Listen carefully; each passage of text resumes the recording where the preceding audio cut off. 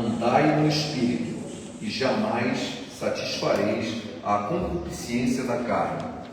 Porque a carne milita contra o Espírito, e o Espírito contra a carne, porque são opostos entre si, para que não façais o que porventura seja do vosso querer. Mas se sois guiados pelo Espírito, não estáis sobre a lei. Ora, as obras da carne são conhecidas, e são prostituição, impureza, lascívia, idolatria, feitiçarias, inimizades, porfias, ciúmes, iras, discórdias, dissensões, facções, invejas, bebedice, glutonaria e coisas semelhantes a essa, a respeito das quais eu vos declaro, como já outrora vos preveni, que não herdarão o reino de Deus os que tais coisas praticam. O fruto do Espírito é amor, alegria, paz, longanimidade, benignidade, bondade, fidelidade, mansidão, domínio próprio. Contra essas coisas não há lei. E os que são de Cristo Jesus crucificaram a carne com suas paixões e concupiscências. Se vivemos no Espírito, andemos também no Espírito. Que o Senhor possa abençoar essa palavra no nosso coração. Amém? Meus irmãos, a Bíblia, ela nos fala que nós temos 3 inimigos das nossas almas. 3. A carne, o mundo e o maligno. Obrigado, Michel. Ela está se referindo ao seguinte: ao maligno se refere às forças espirituais do mal. A gente já lê, e é bastante conhecido o texto de Efésios, capítulo 6, versículo 12, que diz que a nossa luta não é contra a carne e o sangue, falando do lado de fora, né? Mas contra um mundo espiritual que está contra nós, que nos produz muitos malefícios. Então, o maligno representa as forças espirituais do mal. A influência do mundo. O mundo é a influência que o mundo exerce sobre nós. Quem acha que, assim, não, eu não sou influenciável, é assim, todos nós somos. E o mundo está nos influenciando com sua cultura e, como a própria Bíblia diz, que o mundo jaz no maligno. 1 João, capítulo 5, 19, diz: o mundo jaz no maligno. Um mundo dominado por coisas demoníacas só pode influenciar coisas ruins na nossa vida. Então nós temos a influência direta do mundo espiritual, temos influência do mundo e a influência da carne. Quando ele diz que a carne é o nosso inimigo, é porque nós temos uma tendência natural para o pecado. Nós, seres humanos, com a natureza decaída pelo pecado, temos a tendência a pecar. A carne nos atrai ao pecado, né? Assim, deixa a natureza agir. A natureza produz capim e erva daninha. Se você quiser cultivar alguma coisa, vai ter que capinar, cuidar, vai ter que trabalhar em cima, porque a natureza produz espinho, produz capim. A nossa natureza é assim, ela produz espinhos, ela produz coisas ruins. E o texto nos diz, versículo 16: digo, porém, andai no Espírito, e jamais satisfareis a concupiscência da carne. Ele está dizendo que a solução para esses problemas de uma inclinação que nós temos natural para fazer coisas ruins a nós mesmos e aos outros, a solução desses problemas está no andar no Espírito. E na sequência do texto que nós acabamos de ler, vamos ler de novo, ele explica por quê. Porque a carne milita contra o Espírito. É uma luta entre a tendência natural e a carne, do Espírito e a carne. A carne é uma coisa, o Espírito é outra. É uma luta. No versículo seguinte, né, que eu li aqui, no versículo 20, ele faz uma lista, 20, 21, faz uma lista do que essas obras da carne, ou seja, o que nós conseguimos produzir: inveja, bebedice, glutonaria, feitiçaria, inimizade, idolatria, porfia, ciúme, discórdia, ira, só coisa ruim. Uma lista enorme, e diz de coisas semelhantes a essa. Quer dizer, a lista não termina aqui, tem muito mais. Só coisa ruim. A nossa carne tende a produzir isso. Mesmo o próprio apóstolo Paulo disse, mesmo quando eu quero fazer o bem, eu acabo errando e fazendo o mal. Por quê? Porque a nossa carne é assim. Ela é fraca, ela é pecadora, ela é imperfeita, e a gente acaba fazendo coisas que podem nos prejudicar e que por fim desagradam a Deus. Agora, fala do fruto do Espírito. Aí tem aquela briga, porque ela fala do fruto e tem um monte de... E está no plural logo em seguida, então as pessoas ficam achando que talvez exista um erro que deveria dizer que é os frutos, mas na verdade, isso é uma interpretação equivocada do texto. E é muito simples de entender. Em português mesmo nós usamos, assim, olha, tem um carro ali, aquele carro é fruto do meu trabalho. Ele não tem o formato de uma pera, ele não parece uma árvore. O que eu quero dizer é que com a consequência do meu trabalho eu comprei o carro. Então quando eu digo, o carro é o fruto do meu trabalho. Estou dizendo, a consequência do meu trabalho, eu comprei o carro. Do lado ruim também serve. O sujeito está com uma vida cheia de problemas como fruto da sua vida pecaminosa. Como consequência da sua vida pecaminosa, ele tem um monte de problemas. Então a ideia do fruto aqui é consequência. Ele não está se referindo a uma fruta, um fruto, claro. Ele está se dizendo assim, a consequência do agir do Espírito Santo na sua vida ele dá uma lista de atributos, de marcas, de evidências da presença do Espírito Santo na sua vida. Amor, paz, benignidade, bondade, mansidão, toda essa lista que a gente viu aqui é a consequência da ação do Espírito Santo na minha vida. Isso é o que o texto está dizendo. Mas se você meditar um pouquinho mais, até com calma, vem uma pergunta que o pastor Marco Aurélio levantou aqui. Por que é obra da carne e fruto do Espírito? Por que não é fruto da carne e fruto do Espírito? Ele faz uma distinção, obra da carne, fruto do Espírito. Você lê um pouquinho com uma calma e você vai perceber, a obra da carne é porque somos nós que estamos fazendo. O fruto do Espírito é do Espírito para mim, então eu estou recebendo alguma coisa. Enquanto a carne, sou eu que estou fazendo, por isso que é uma obra, eu estou fazendo uma obra. A obra da carne é essa lista de coisas ruins que eu li aqui. O fruto do Espírito é a ação do Espírito Santo que vem de fora na minha vida. A primeira é de mim para com o mundo, para comigo mesmo, uma porção de coisas ruins. Então são as obras da carne. O fruto do Espírito é a consequência, a ação do Espírito Santo para a minha vida. Por isso a diferença. Uma é obra, outra é fruto. Uma vem de dentro para fora, outra vem de fora para dentro. Por que essa diferenciação, né? A obra é produzida por nós. O fruto é produzido pelo Espírito Santo em nossa vida. A pergunta é como é que isso acontece? Como é que eu opero, como é que eu permito que isso aconteça na minha vida? Bom, o texto é muito claro, tanto no primeiro versículo como no último. Andai no Espírito. O que provê a capacidade da ação do Espírito Santo construir todas essas coisas boas em nossa vida, ou os gomos do fruto, como se costuma dizer, que é um fruto que está no singular, que na verdade não se refere a um fruto de verdade, como eu acabei de dizer, mas já que está no plural, então você faz uma ilustração de que é um fruto com muitos gomos, né? Então, se você tem muitos gomos, né, como que isso pode acontecer? Andando no Espírito. Andar no Espírito. O que significa andar no Espírito?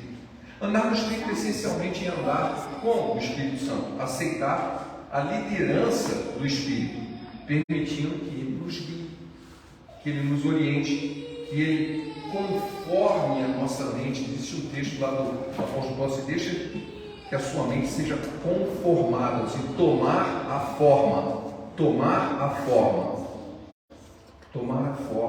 que o Espírito de Deus quer para a nossa vida.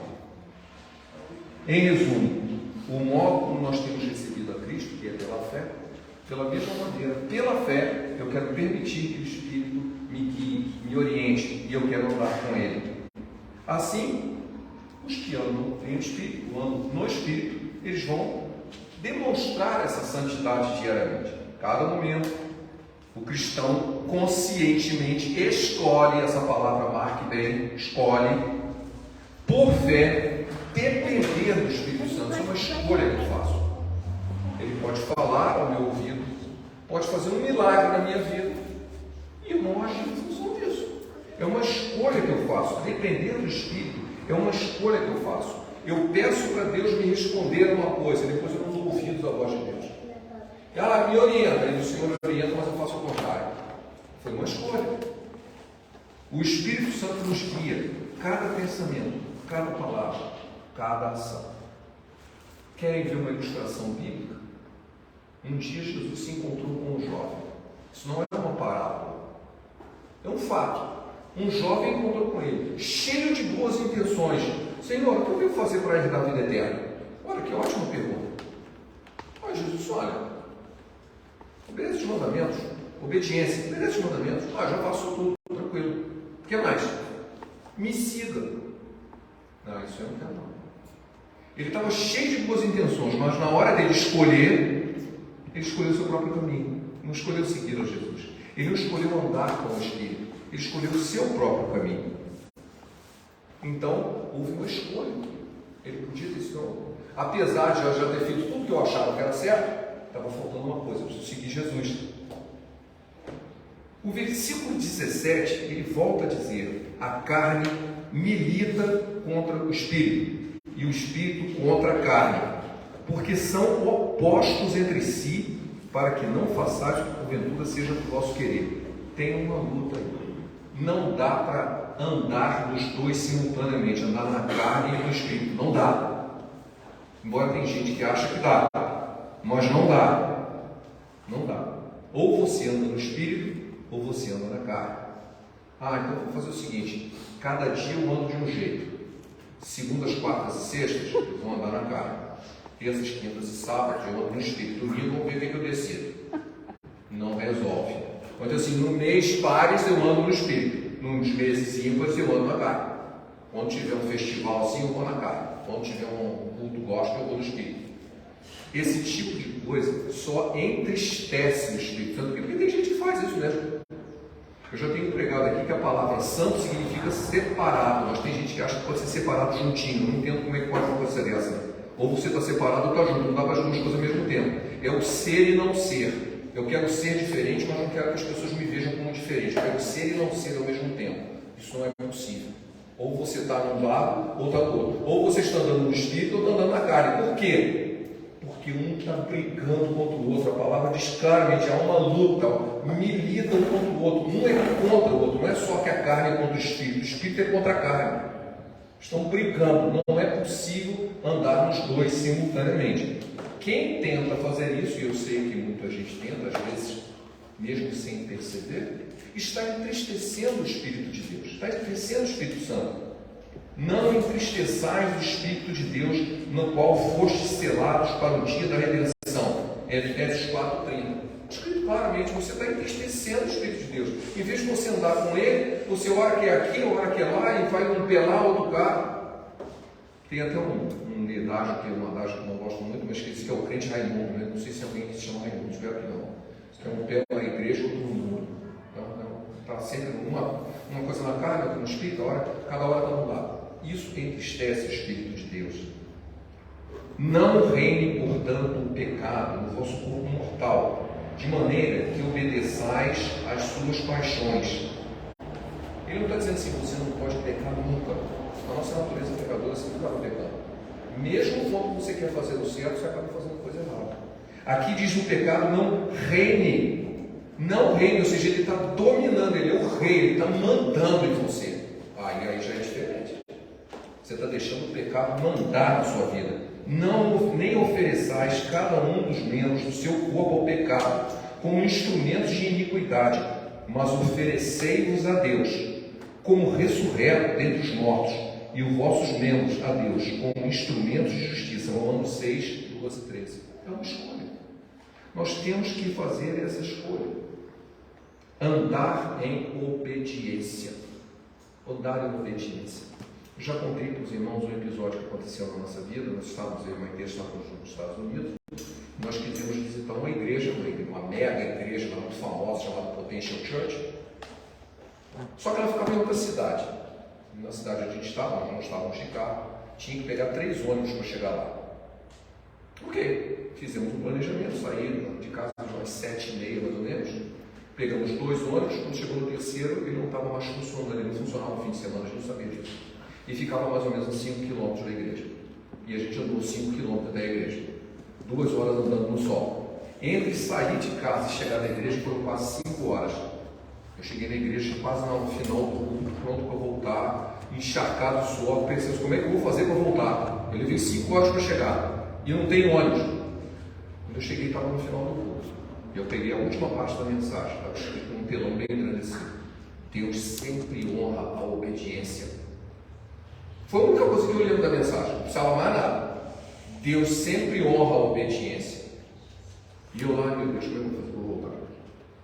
Encharcado, só terminou mudo, eu desci, foi numa sala assim, tal dessa aqui, tinha um balcão grande, e eu fui pedir para a pessoa para chamar um táxi para mim. Não sabia nem como é que chamava um táxi lá, não sabia onde estava o táxi, no meio do nada. E eu estava explicando para você chamar um táxi para mim, porque aconteceu isso, o ônibus que eu ia tomar não funcionou no domingo, blá blá blá. E eu tentando explicar para a mulher, eu escutei uma vozinha assim, aí tem que ler. Uma pessoa assim, uns 4, 5 metros de mim, uma moça escrevendo, ela nem levantou a cabeça. Eu levo vocês lá. O quê? A princípio, ela vai me levar ali no ponto do ônibus. Não, vou levar você em casa. Em 25 minutos eu estava de volta no hotel. Levei 5 horas para chegar. 25 minutos para voltar. Como que eu faço um negócio desse? Porque Deus sempre honra a obediência. Deus sempre honra a obediência. A gente não acredita que obedecer a Deus é o melhor de todos os caminhos, mesmo quando a gente não entende. Mesmo quando é difícil. Mesmo quando você tem que pagar o preço. Deus sempre honra a obediência. A presença do Espírito te leva a isso. Você decide, eu escolho servir ao Senhor, eu quero que o Espírito Santo esteja comigo. Às vezes a gente prega, parece que o mundo é todo assim, que você está sozinho, está abandonado e que você tem que escolher só para fazer dar certo. É verdade, você obediência não dá certo. Mas quem colocou aquela mulher ali? Como é que ela estava ali exatamente no momento que eu estava contando? Por que Deus tocou o coração dela para ela me levar? Eu não me conhecia. Nunca nos vimos, nunca mais, eu nem lembro mais o nome dela. Eu só lembro o nome do filho dela, porque eu estava na época do filme Missão Impossível, e o nome do filho era Ethan, que é o nome do protagonista do filme, então eu lembro o nome do filho dela, mas o nome dela eu não lembro. Deus tocou o coração daquela pessoa, colocou ela no lugar certo, na hora certa, para me abençoar. É desse jeito que Deus age, desse jeito. Assim como o fruto amadurece, o fruto do Espírito também, ele leva tempo para isso acontecer no nosso coração. Então aconteceu, de repente você era uma pessoa cheia de insanidade, de ansiedade, de problema, aí de repente você vira um santo, começa, como disse o pastor Marco Aurélio, o dia que eu me converti, eu olhei para trás no dia seguinte, não tinha nenhuma asa aqui, ele não virou anjo. Ele não virou anjo. Aquele foi o primeiro dia, o primeiro passo de uma caminhada. O trabalhar do Espírito Santo na nossa vida vai nos transformando nisso que está o texto dizendo. Você antes não amava ninguém, mas agora vai demonstrar. Você não tinha paciência, mas agora vai ter. Você não demonstrava nenhuma bondade, mas agora vai demonstrar. O Espírito de Deus vai tocar no seu coração para abençoar outras pessoas, para olhar com outros olhos, perdoar com o seu perdão e não com o perdão do homem. Ele vai trabalhar na sua vida e você vai sendo transformado. Vai sendo transformado. É isso que o texto está dizendo. O fruto do Espírito é uma transformação na nossa natureza carnal que nos faz nos comportar como Jesus. Esse é o trabalhar de Deus, é o trabalhar do Espírito na nossa vida. Assim como o fruto amadurece em nossas vidas, o trabalhar do Espírito Santo também é um processo. Assim como os gomos de uma fruta nunca são idênticos, pega uma tangerina e abre. Eles não são iguais, mais ou menos iguais, uns maiores, outros menores. O fruto do Espírito também.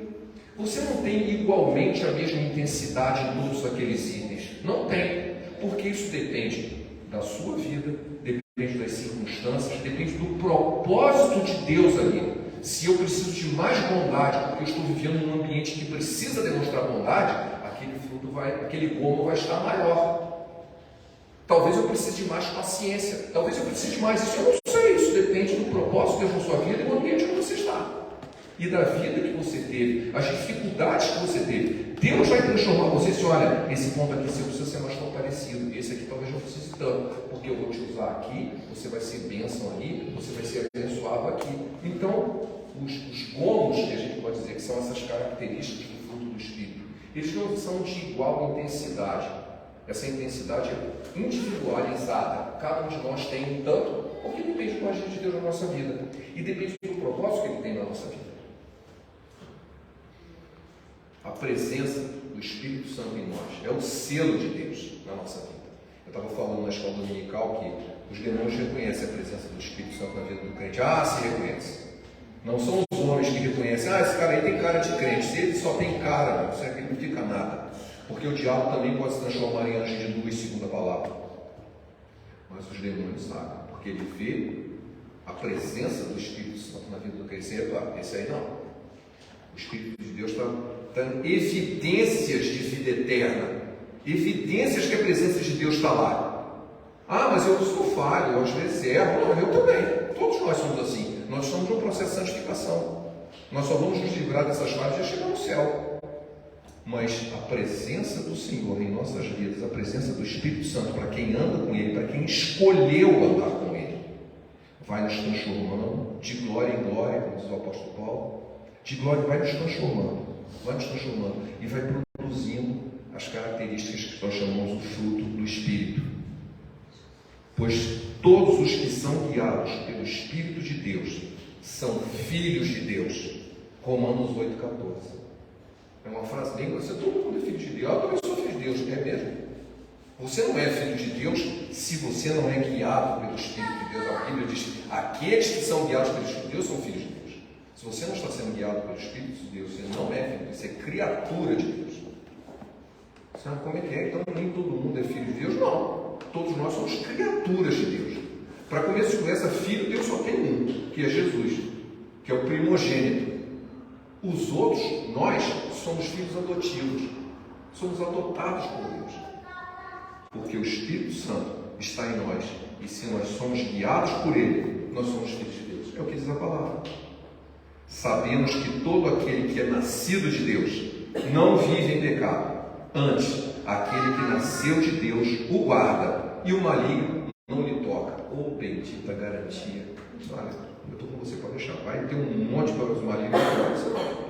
Por quê? Porque eu estou aí, eu estou com você. A palavra diz que o próprio Senhor Jesus intercede por nós.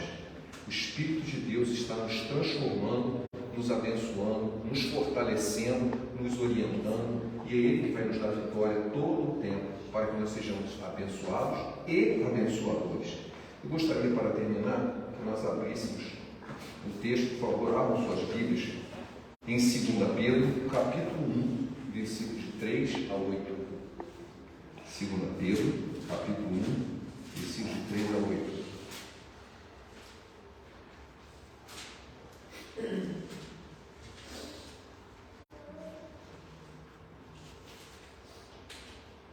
Visto como pelo seu divino poder nos têm sido doadas todas as coisas que conduzem à vida e à piedade, pelo conhecimento daquele que nos chamou para a sua própria glória e virtude, pelos quais nos têm sido doadas as suas preciosas e muito grandes promessas, para que por elas os torneis coparticipantes da natureza divina, livrando-vos da corrupção das paixões que há no mundo.